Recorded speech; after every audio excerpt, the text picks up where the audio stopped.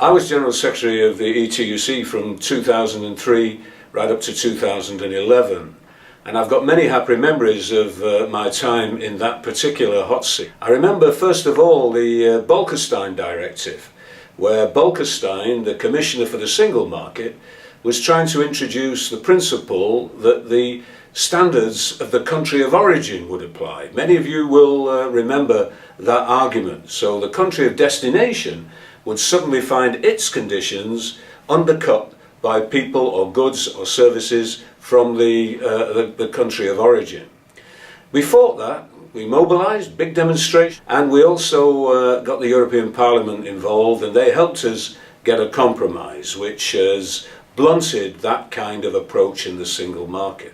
The next battle I remember, it's funny how you remember battles, but you do, don't you, was on the REACH regulations. These were regulations which were designed to raise the standards of hazardous chemicals that might seep into the water supply or into the air.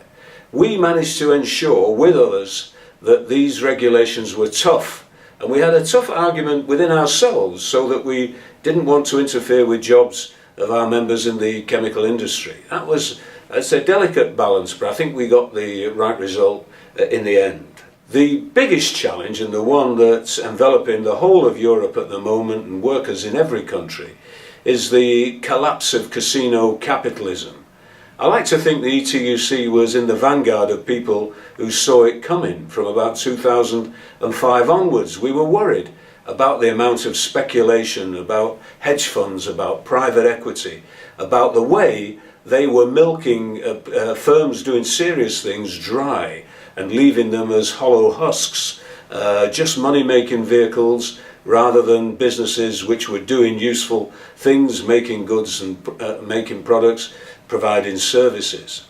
And when the whole thing collapsed in 2008, the great crash, which has inflicted the worst economic crisis probably in 100 years, as far outside wartime anyway, as far as Europe is concerned, we've been doing the right thing on that. We've been calling not for austerity, because austerity breeds more austerity. And surely that's the experience which Europe has had over the last 5 or 6 years since the crisis developed. And expansionary policies must be the way forward.